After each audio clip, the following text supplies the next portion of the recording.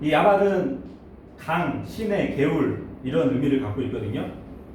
근데 처음에 유목민들이 그 가축들을 소유하기 위해서는 항상 어떤 땅을 이렇게 선호했냐면 우물이 있고 이제 어떤 샘이 있고 또 개울이 있는 그러한 땅 옆에서 가축들을 돌보는 일을 했었습니다. 근데 처음에는 이제 강이나 시내나 개울 근처에서 생활을 했지만 아마 사막을 오고 가고 하면서 이 우물을 파는 기술을 아마 가졌던 것 같아요. 그래서 보통 가축들을 키우는 유목민들은 우물을 손수 파가지고 이렇게 생활을 하거든요. 21절 그의 형제의 이름은 유발이었는데 유발도 이제 야발의 그 이름을 그 기인해서 지었는지 시내라는 뜻이 있어요. 시내. 그는 하프와 오르간을 다루는 모든 자들의 조상이 되었더라. 하프와 오르간을 만든 최초 사람입니다. 물론 이제 지금 그 가인을 통해서 지어진 그 도시에서 이러한 일들을 하게 되는 것은 이제 사람들을 위한 악기를 만들었겠죠. 사람들의 즐거움과 그런 쾌락을 위해서. 그럼에도 불구하고 이제 이 하프와 오르간은 성경에 보면은 항상 뭐 주님을 경배하는 데 쓰이기도 하고요. 또 하프는 사울 왕이 악한 영에 들렸을 때 다윗이 하프를 키면서 그 악한 영을 쫓아내기도 했거든요. 그러기도 하고 그 이스라엘 백성이 골리앗을 죽이고 나서 블레셋 군병들을 죽이고 나서 축제를 열 때 그 하프를 가지고 또 주님께 찬양 돌리기도 했고 앞으로 대환란 시대에서 환란 성도들이 나중에 저 돔 위에 있는 유리바다 위에서 하프를 가지고 또 주님을 찬양할 그날이 있을 것입니다. 처음에는 사람들의 즐거움을 위해서 만들었지만 그게 이제 주님께 사용되면 주님을 영광을 돌리는데 사용되어진다는 것이죠. 22절 실라도 두발 가인을 낳았는데 가인이 창이라는 의미가 있었잖아요. 그죠? 이 두발 가인은 단단히 찌르는 창 이런 의미를 갖고 있어요. 그는 녹과 새로 된 것을 만드는 모든 장인을 가르치는 자요. 두발 가인의 누이는 나아마더라. 나아마는 희락, 즐거움이라는 뜻이 있어요. 여기 보면 이제 녹과 새로 만드는 자들 중에 최초의 장인이 바로 두발 가인인데 사냥을 위한 무기 그리고 농사에 사용하는 그런 도구들을 만드는 장본이에요. 그러니까 지금 뭐 고고학적으로 보면은 무슨 석기 시대가 있고 뭐 청동기 시대가 있고 그런 거는 전혀 신뢰할 만하지 못하죠, 그죠? 성경에는 벌써 이렇게 발전을 하고 있는 모습을 보여주고 있기 때문에 23절 라멕이 자기 아내들에게 이르되 아다와 실라여 내 음성을 들으라. 라멕의 아내들이여 너희는 내 말에 귀를 기울이라. 이걸 이제 그 유대 학자들이 이것은 창세기에 나오는 최초의 노래다 이렇게 해석을 합니다. 시적으로 이렇게 불렀나봐요. 라멕이. 궁금한 게 있는데요. 네. 22절에 녹과 새고 녹과 새로 된 것을 만드는 모든 장인을 가르치는 자요 이랬는데 위에 그 노땅 이거랑은 관계가 노시 같은 노시 아닌가요? 노시 그냥 구리 얘기하는 거죠. 구리. 노시 구리인데 그럼 노땅은 구리로 된 노은 그 노시 아니고 이제 그 노시 아니죠? 히브리어 발음상 이제 노시라는 지명 이름이죠. 이 노과 그 위에 땅의 노는 틀린 거는 그렇죠. 이거는 그 무기나 도구를 만들 때 쓰이는 구리 노 그렇죠. 23절에 이 라멕이 아내들에게 이야기하는 것은 이제 그 창세기에 등장하는 첫 노래라고 이야기를 하는데, 이 구절하고 조금 비슷한 구절이 어디냐면 민수기 23장 18절에 보면은 발람이 이제 어떻게 보면 잘못된 대언자잖아요.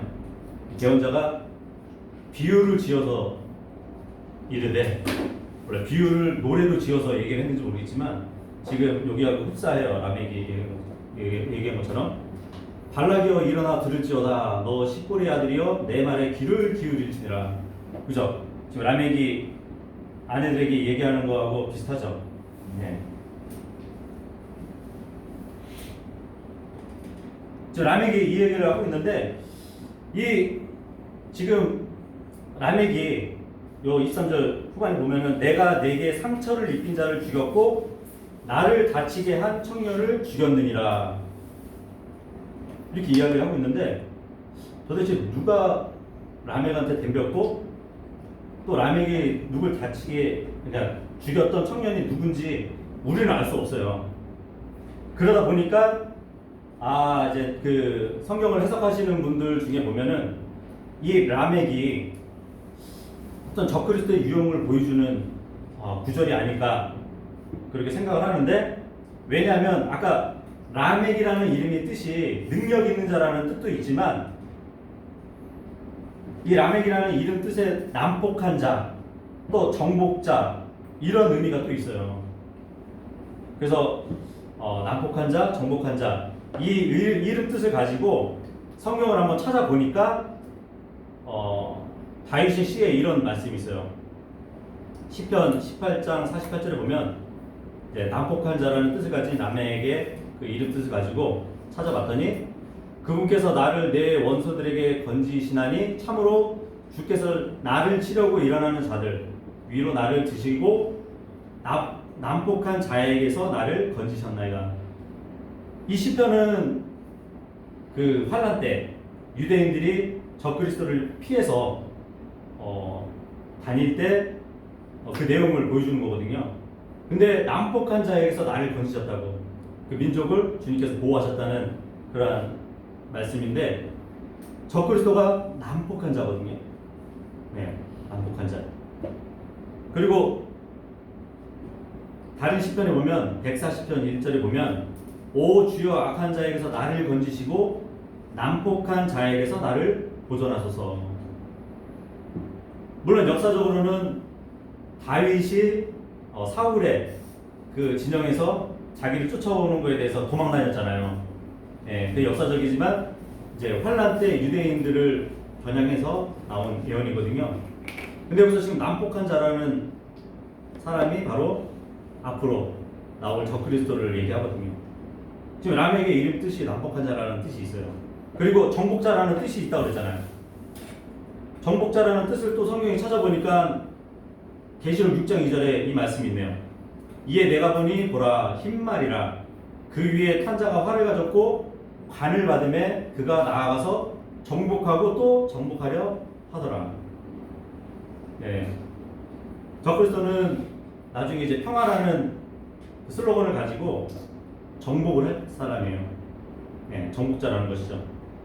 그리고 다니엘서 2장 40절에도 보면 넷째 왕국은 새같이 강하리니 새는 모든 물건을 산산조각내며, 예, 새 나왔죠. 새. 적그리스도하고 관련된 이 물건을 산산조각내며 정복하나이다. 이 모든 것을 부수는 새같이 그의 왕국이 모든 것을 산산조각내고 상하게 하시리라. 네, 적그리스도 왕국이 정복하는 그 왕국인 것이죠.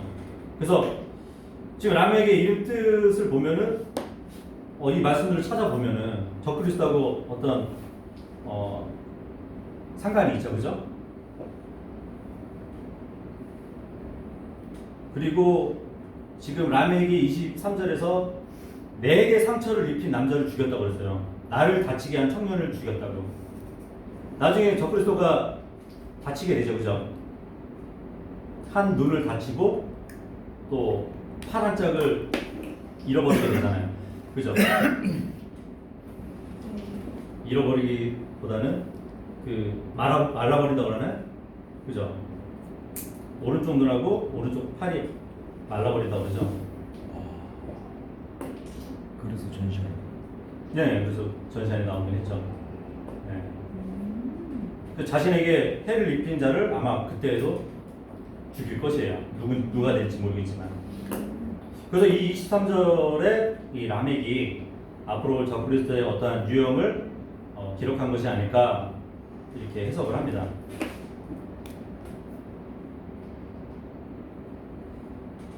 그런데 다른 견해를 한번 보면은 24절을 한번 먼저 읽어볼게요. 24절을 보면은 가인을 위해 7배로 복수할진대 참으로 라멕을 위해서는 77배로 복수하리라 하였더라. 그러니까 이제 라멕을 적그리스도의 유형으로 보는 사람들은 가인을 죽인 자는 하나님께 7배로 보응을 받겠지만 나를 건드린 자는 77배로 복수할 거다. 그렇게 이야기한다고 보여준다고 이제 견해를 갖는데 마치 루시퍼가 내 왕자를 높이리라 했던 그런 것처럼 의기양양한 거죠. 어떻게 보면은 주님보다 더 큰 저주를 나는 행할 수 있다. 그런 말을 하는 것 같죠. 그죠? 이렇게 해서 이제 이런 견해가 있다는 것을 여러분에게 이제 말씀드리면서 두 번째 견해가 있어요. 야살의 책에 보면은 지금 라멕하고 아들이 두발가인이잖아요. 그죠? 두발가인이 녹과 쇠로 만든 장인이잖아요. 그것을 이제 뭐 무기를 만들거나 그래서 무기를 아버지한테 줍니다. 라멕한테 줘요. 활이었어요. 활이었는데 이제 저 멀리서 보니까 이제 저 멀리 보니까 어떤 사냥감이 하나 보이는 거예요. 근데 이때는 라멕이 눈이 좀 멀었던 거예요. 그때는 눈이 멀어가지고 저 사물이 보이긴 보이는데 뭔지 몰라. 그냥 사냥감인 것 같아요. 그러니까 두발가인이 옆에서 팔을 조금 드시고 예 됐습니다. 쏘시면 돼요. 그래서 쏘게 됩니다. 근데 그 활이 누구한테 맞았냐면 가인한테 맞은 거예요. 나중에 보니까 나중에서 확인해 보니까 가인이면 한참 할아버지잖아요, 그죠? 활로 인해서 가인을 죽이게 된 거예요.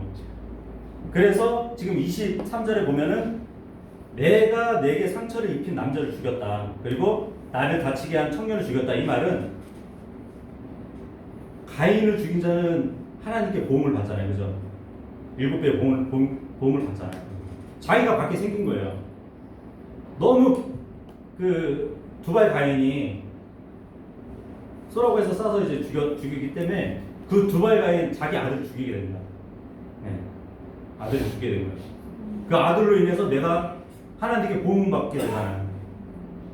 그러니까 가인을 위해 7배로 복수할진데 내가 지금 너로 인해서 내가 그렇게 당하게 생겼다. 그래서 나를 위해서는 77배 복수를 하겠다 하면서 이 젊은 청년이 바로 이제 자신의 아들 두발가인이 되는 거죠.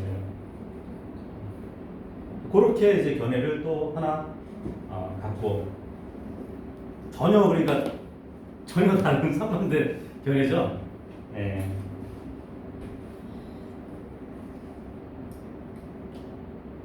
그렇게도 본다는 것이겠죠. 25절 아담이 다시 자기 아내를 알매 그녀가 아들을 낳아 그의 이름을 셋이라 하였으니 이는 그녀가 이르기를 가인이 죽인 아벨 대신 하나님께서 내게 다른 씨를 정해 주셨다 하였기 때문이라. 이 셋을 낳는데 이 셋의 이름의 뜻은 보상, 또 이제 어떤 방한, 또 대치된 이런 의미의 뜻이 있어요. 아벨 대신에 이 셋을 정해줬다 하니까 이제 어떤 대치됐고 다른 보상을 받은 그런 의미로 지은 것 같습니다. 이 셋이 나중에 이제 예수 그리스도의 계보의 조상이 되는 인물이죠. 26절 셋에게도 아들이 태어나매 그가 그의 이름을 에노스라 하였으며, 이 에노스의 이름은 약한 존재라는 뜻인데 모르겠어요. 몸이 허약해서 이름을 그렇게 지었는지 모르겠네요. 그리고 뭐 치명적인 그런 치명적인 바이러스를 갖고 있었는지 모르겠지만 하여튼 약한 존재였던 것 같아요. 어떻게 보면 인간의 나약성을 내포하는 일을 갖기도 하고요. 에노스라 하였으며 그때 사람들의 주의 이름을 부르기 시작하였더라. 예, 셋을 통해서 그리스도의 계보의 조상 셋을 통해서 나온 그 에노스, 그리고 그 에노스가 있을 당시에 주의 이름을 부르기 시작했다고 합니다. 보통 주의 이름을 부른다는 것은 좋은 거예요. 주의 이름을 부른다는 것은 열왕기상 18장 24절에 보면 또 너희는 너희 신들의 이름을 부르라. 나는 주의 이름을 부르니니 불러 응답하시는 신 곧 그분이 하나님이시니라 하매 온 백성이 응답하여 이르기를 잘 말씀하셨나이다 아니라. 주의 이름을 부른다는 것은 하나님을 높이는 일이거든요. 그리고 요엘서 2장 32절에도 보면 누구든지 주의 이름을 부르는 자는 구출을 받으리니 주가 말한 대로 시온산과 예루살렘에 구출이 있으며 또 주가 부를 남은 자들에게도 구출이 있으리라. 주의 이름을 부르는 것은 또 구원과 관계가 있어요. 예. 그리고 스바냐서 3장 9절에도 보면 그때 내가 그 백성에게 순수한 말을 돌려주어 그들에게 다 주의 이름을 부르며 한 마음으로 그를 섬기게 하리라. 주의 이름을 부르는 것은 한 마음으로 주님을 섬길 때 부르는 것입니다. 그러니까 지금 26절에 주의 이름을 부르기 시작했다는 것은 단지 그냥 그 여호와라는 이름을 불렀다는 것이 아니라 이렇게 구원이신 또 이제 그분을 섬기기 위해서 주의 이름을 불렀다고 그렇게 우리가 이해하면 될 것 같고요. 그래서 지금 4장을 마치게 되는데 하여튼 4장에 중점된 것은 그 가인과 아벨의 하나님께 드리는 그 헌물이 많이 중점이 되어 있죠. 보통. 그래서 이 가인과 아벨 그 두 형제의 결말에 대해서 이제 성경을 적용해 보면은 이 말씀들이 참 적절하더라고요.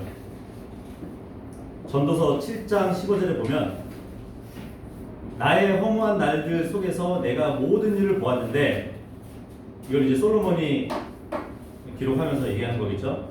자기의 의로움 속에서 망하는 의인이 있고, 가인과 아벨 중에 망했던 의로운 자가 누구예요? 아벨이겠죠. 그죠? 자기 사악함 속에서 자기 생명을 길게 하는 사악한 자가 있도다. 네, 이것은 가인으로 적용할 수 있겠죠. 그리고 잠언서 14장 32절에도 보면 사악한 자는 자기의 사악한 가운데서 쫓겨나거니와, 그렇죠. 하나님의 낯을 피해서 쫓겨났죠. 도망자하고 방랑자가 됐잖아요. 가인이. 의로운 자는 자기의 죽음 가운데서도 소망을 갖느니라. 예, 아담의 피는 땅에서 울부짖잖아요. 울부짖으면서 그 소망을 기다리는 게 바로 아벨인 것이죠. 예, 이렇게 말씀을 적용해 볼 수 있겠네요. 예. 다음 주에는 이제 5장 넘어가도록 하고요.